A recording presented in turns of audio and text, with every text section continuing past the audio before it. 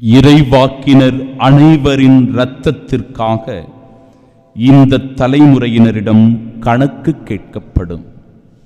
நம் ஆண்டவராகிய இயேசு கிறிஸ்துவின் அன்பும் அருளும் அமைதியும் மகிழ்ச்சியும் உங்கள் அனைவரோடும் என்றும் இருப்பதாக. இறை இயேசுவில் பிரியமுள்ள சகோதர சகோதரிகளே, ஆண்டவர் இந்த நற்செய்தியின் வழியாக நம் ஒவ்வொருவரிடத்திலும் கணக்கு கேட்கப்படும் என்கிற ஒரு தெளிவினை நமக்கு சொல்லுகிறார். நாம் செய்கின்ற எல்லா செயல்களுக்கும் கடவுளுக்கு நாம கணக்கு கொடுக்கணும். இந்த உலகத்தில்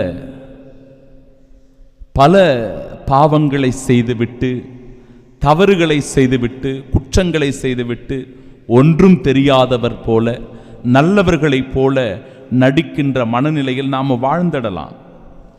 நம்ம கணவனை நாம் ஏமாற்றலாம், நம்ம மனைவியை நாம் ஏமாற்றலாம், ஏன் நம்முடைய பிள்ளைகளை கூட ஏமாற்றி வாழலாம்.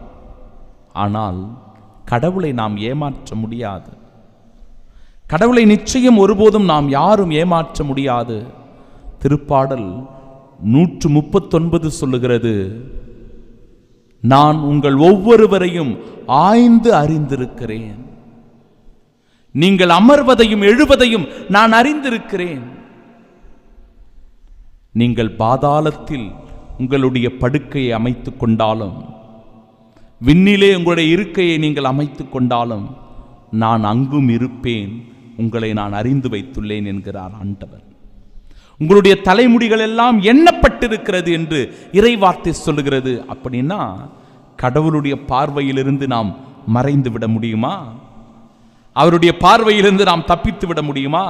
நிச்சயமாக முடியாது. எனவே நம்முடைய செயல்களுக்கு நாம் கடவுளுக்கு கடன்பட்டிருக்கிறோம், அவருக்கு நாம் கணக்கு கொடுக்க வேண்டும் என்பதை உணரணும். சரி, ஆனால் ஆண்டவருடைய வார்த்தை எதை சொல்லுகிறது?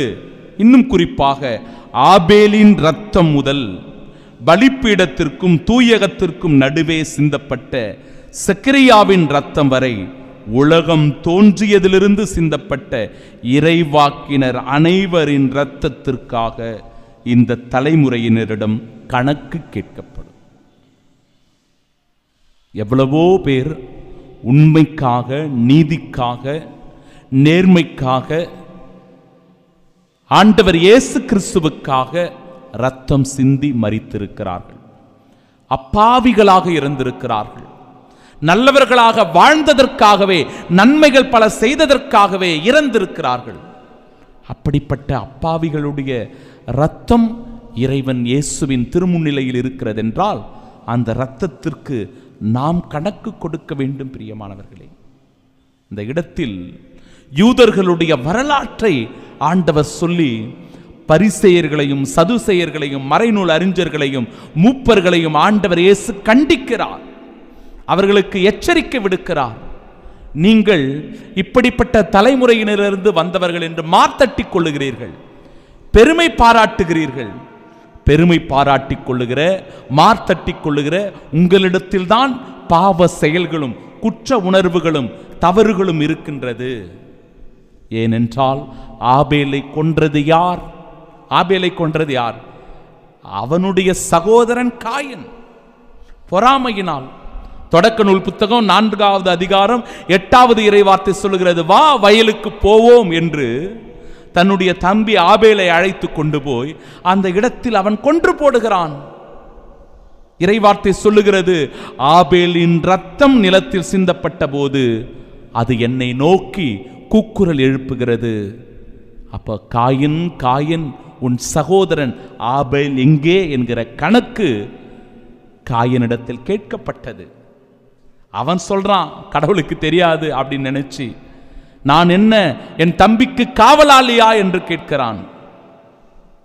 அந்த இரத்தத்திற்கு அவன் பதில் சொல்லித்தான் ஆக வேண்டும்.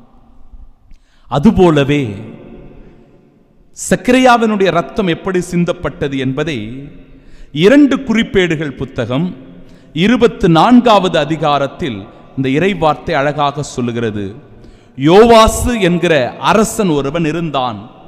அந்த அரசனுடைய காலகட்டத்தில் செக்கரியா என்கிற இறைவாக்கினர் இறைவார்த்தை சொல்லுகிறது 24வது அதிகாரம் 20வது இறைவார்த்தை. இதோ கடவுள் கூறுகிறார். இந்த இறைவாக்கினர் போய் அந்த அரசனிடத்திலும் அந்த மக்களிடத்திலும் சொல்லுகிறார். இதோ கடவுள் கூறுகிறார், ஆண்டவரின் கட்டளைகளை நீங்கள் மீறுவது ஏன்? அதனால் நீங்கள் வாழ்வில் முன்னேற மாட்டீர்கள்.